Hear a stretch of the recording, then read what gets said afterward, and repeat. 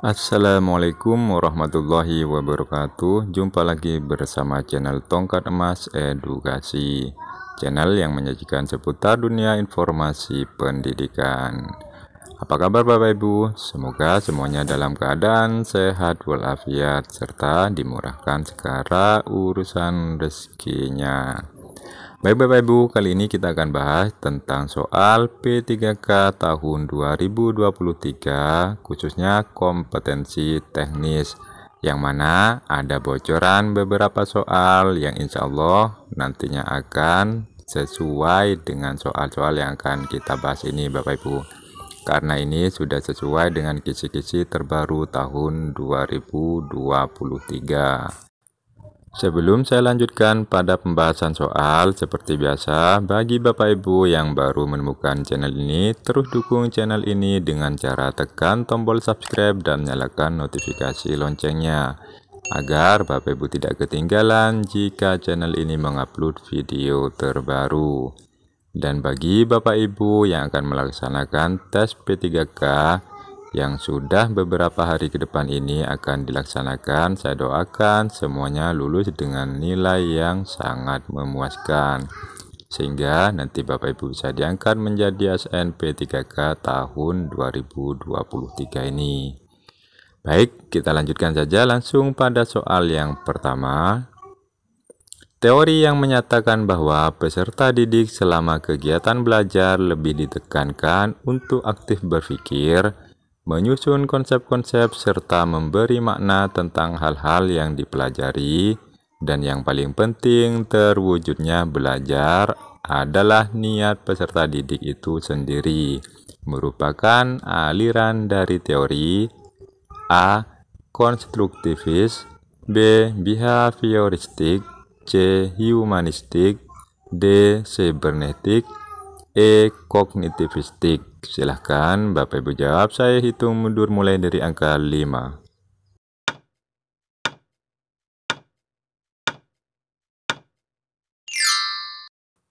Jawabannya adalah A Bapak Ibu, konstruktivis. Nah, kita coba lihat dari soal. Di sini saya akan tampilkan pengertian dari proses pembentukan konstruktivis berdasarkan dari SUK tahun 1986 Bapak Ibu.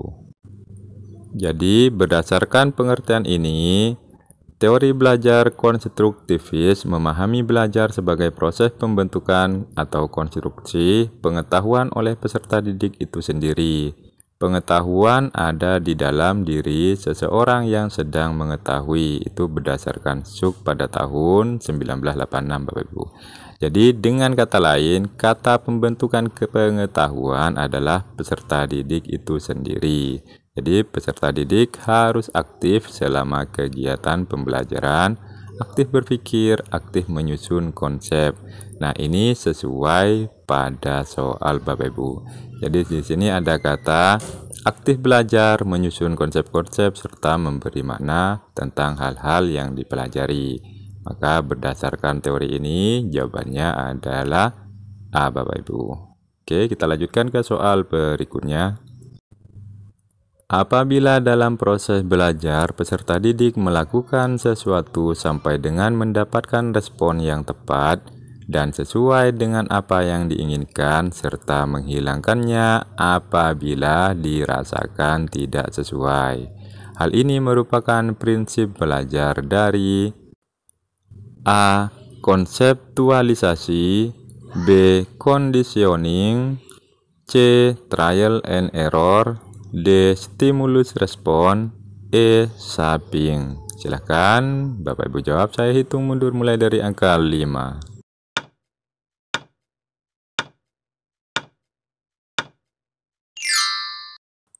Jawabannya adalah C Bapak Ibu, trial and error. Mari kita coba bedah soalnya.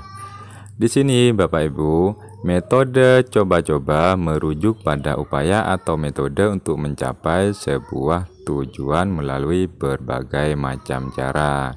Jadi upaya ini yang dilakukan tersebut dilakukan beberapa kali hingga akhirnya mendapatkan cara yang paling sesuai. Jadi di sini ada kesalahan ataupun kekeliruan dicatat untuk dievaluasi dan sebagai bahan pembelajaran Bapak Ibu. Jadi yang sesuai adalah C, trial and error. Next, ke soal berikutnya. Peserta didik diminta untuk membuat dugaan pada populasi hewan langka yang semakin sedikit. Hal ini termasuk kegiatan untuk mengembangkan kecerdasan A. Visual spesial, B. Verbal linguistik, C. Naturalis, D. Logis matematis, E. Kinestetis. Silakan Bapak Ibu jawab, saya hitung mundur mulai dari angka 5.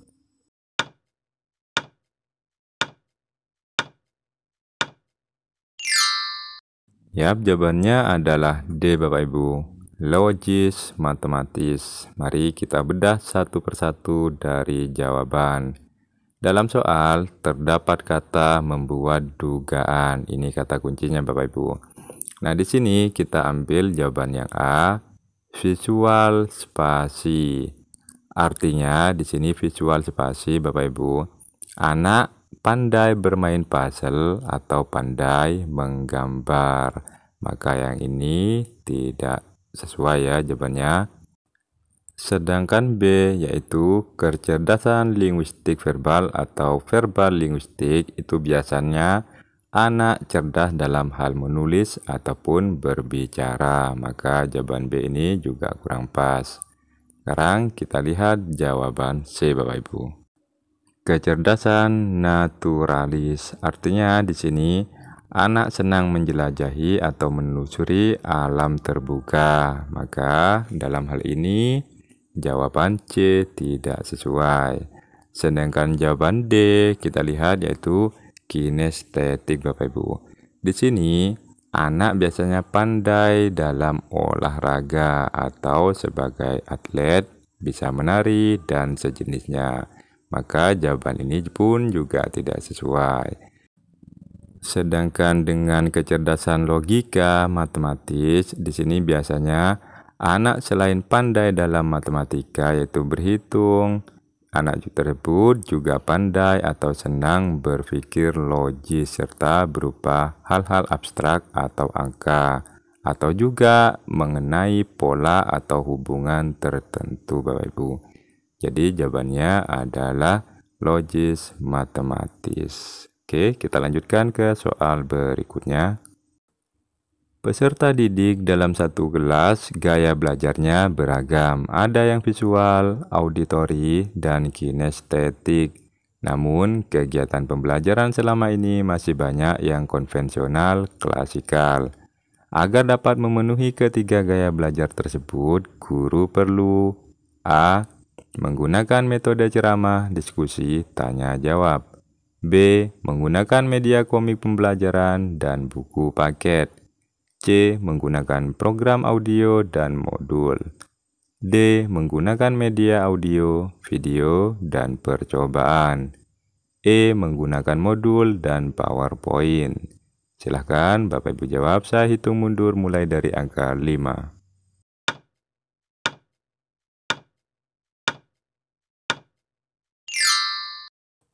Yap, jawabannya adalah D Bapak Ibu. Mari kita bahas soal dan jawaban satu persatu. Di sini, anak dibagi menjadi 3 dalam kemampuannya, yaitu visual, auditori, dan kinestetik Bapak Ibu. Dari pernyataan tersebut yang paling sesuai, kira-kira kita coba lihat yang A, menggunakan metode ceramah, diskusi, dan tanya jawab. Artinya ini masih tetap dengan gaya konvensional atau klasikal Bapak Ibu. Maka jawaban A ini tidak pas. Yang B, menggunakan media komik pembelajaran dan buku paket. Ini juga menggunakan gaya konvensional. Maka yang B ini juga tidak pas. Sedangkan yang C, menggunakan program audio dan modul. Nah, audio ini dan modul juga gabungan dari gaya klasikal dan modern. Maka ini pun kurang pas saya rasa Bapak Ibu. Kita lihat yang E, menggunakan modul dan PowerPoint. Modul ini juga termasuk konvensional dan klasikal Bapak Ibu, sedangkan PowerPoint-nya ini sudah agak modern dan ini pun juga kurang pas saya rasa. Sedangkan yang D adalah menggunakan audio, video, dan percobaan. Ini pas sekali dengan gaya belajar anak yang terbagi dari tiga tersebut. Visual bisa menggunakan video auditori dan kinestetik. Jadi lengkap 3 gaya belajar anak ada dalam jawaban D. Maka jawabannya adalah D Bapak Ibu. Next ke soal berikutnya. Kegiatan pembelajaran yang diawali dengan pemberian rangsangan, mengidentifikasi masalah, melakukan pengumpulan data, dan mengolah data sehingga mampu memberikan pembuktian dan menarik kesimpulan sesuai dengan model pembelajaran. A. Problem-based learning, B. Inquiry learning, C. Discovery learning, D. Integrated learning, E. Project-based learning. Silahkan Bapak Ibu jawab, saya hitung mundur mulai dari angka 5.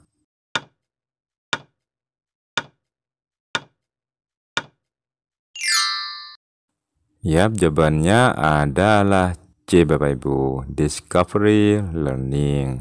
Nah, kita coba lihat kata kunci dari soal. Dalam soal terdapat kata pemberian rangsangan, kemudian ada mengidentifikasi masalah, melakukan pengumpulan data, dan mengolah data. Ini sesuai dengan langkah kerja atau sintak model discovery learning Bapak Ibu. Saya tampilkan di layar. Nah, ini adalah langkah atau sintak model discovery learning. Dari sini kita coba lihat mulai dari yang pertama.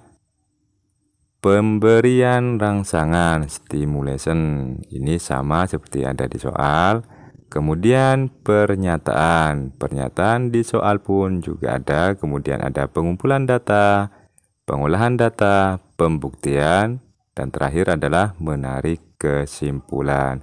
Ini sama persis dengan yang ada pada soal. Maka dipastikan jawaban yang sesuai adalah yang C. Discovery learning. Oke, kita lanjutkan ke soal berikutnya. Namun, seperti biasa bagi Bapak Ibu yang baru menemukan channel ini, jangan lupa dukung terus channel ini dengan cara tekan tombol subscribe dan nyalakan notifikasi loncengnya, agar Bapak Ibu tidak ketinggalan jika channel ini mengupload video terbaru. Baik, kita lanjutkan ke soal berikutnya. Contoh penerapan teori behaviorisme yang dilakukan oleh guru saat ini dalam media digital dalam praktik pembelajaran adalah A. Internet dan PowerPoint, B. Internet dan media Zoom, C. PowerPoint dan Microsoft Word, D. Google dan YouTube, E. PowerPoint dan multimedia. Silakan Bapak Ibu jawab, saya hitung mundur mulai dari angka 5.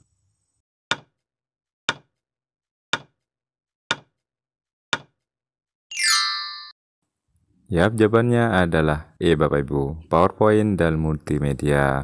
Mari kita buktikan satu persatu dari jawaban. Yang A di sini ada internet dan PowerPoint. Internet di sini biasanya digunakan sebagai media pendukung atau media pembelajaran Bapak Ibu. Jadi di sini kurang pas yang A. Kemudian kita lihat yang B. Internet dan media Zoom. Internet tadi sudah saya jelaskan, maka yang B ini juga kurang pas. Sedangkan yang C, PowerPoint dan Microsoft Word. Untuk PowerPoint sendiri, ini adalah media satu arah dalam pembelajaran Bapak Ibu. Maka untuk yang PowerPoint ini masuk dalam perkembangan teori behavior di zaman sekarang ini. Tapi untuk Microsoft Word-nya di sini cenderung bukan sebagai media atau praktek pembelajaran Bapak Ibu. Maka yang C ini juga kurang pas. Sekarang yang D, Google dan YouTube. Google dan YouTube di sini biasanya juga sebagai media pembelajaran atau pendukung dalam kegiatan pembelajaran. Maka yang D ini juga kurang pas. Sekarang kita coba lihat jawaban E, PowerPoint dan multimedia. PowerPoint seperti yang tadi saya sudah jelaskan, ini adalah salah satu pembelajaran yang cenderung terjadi satu arah, dan materi yang disampaikan dalam bentuk PowerPoint ini biasanya disusun dengan rinci dengan bagian-bagian kecil.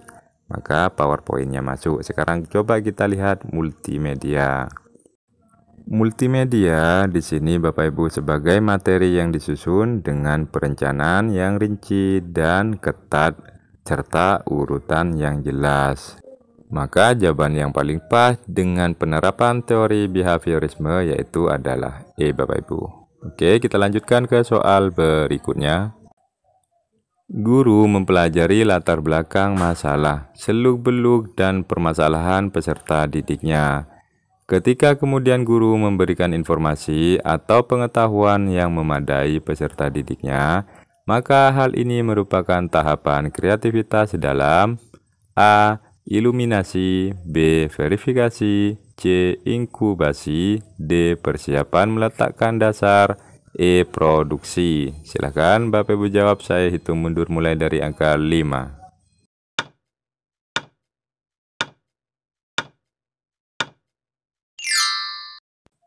Ya, jawabannya adalah D Bapak Ibu, persiapan meletakkan dasar.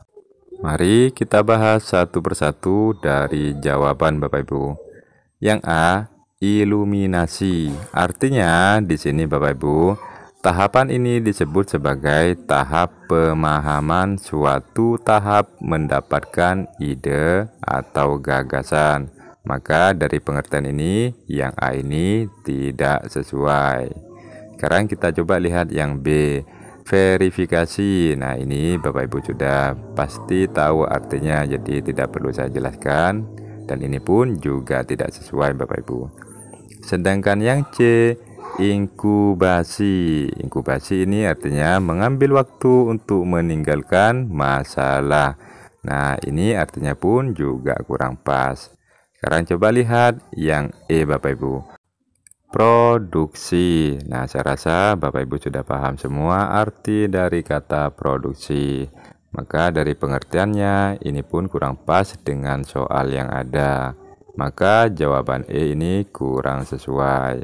Sekarang kita coba lihat yang D Bapak Ibu, persiapan meletakkan dasar. Nah, artinya di sini mempelajari latar belakang masalah, seluk-beluk dan problematikanya. Maka ini sangat sesuai dengan apa yang ada di dalam soal. Maka dipastikan jawaban yang paling sesuai adalah D Bapak Ibu. Oke, kita lanjutkan ke soal berikutnya. Belajar merupakan usaha pemberian makna oleh peserta didik kepada pengalamannya melalui asimilasi dan akomodasi yang menuju pada pembentukan struktur kognitifnya, memungkinkan mengarah kepada tujuan tersebut. Merupakan teori belajar A. Konstruktivisme, B. Humanisme, C. Behaviorisme, D. Cybernetik, E. Kognitivisme. Silahkan Bapak Ibu jawab, saya hitung mundur mulai dari angka 5.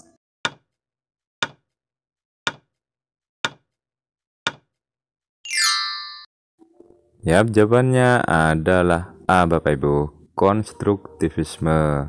Saya akan tampilkan pengertian pembelajaran teori konstruktivisme. Ini berdasarkan teori dari Karwono 2012 Bapak Ibu. Saya tampilkan di layar ya. Jadi berdasarkan pengertian dari teori belajar konstruktivisme oleh Karwono tahun 2012, maka sangat jelas bahwa dari soal tersebut yang betul adalah teori belajar konstruktivisme Bapak Ibu. Jadi pengertiannya nanti Bapak Ibu bisa baca sendiri dengan cara dibaca pelan-pelan, dipahami arti dari teori tersebut.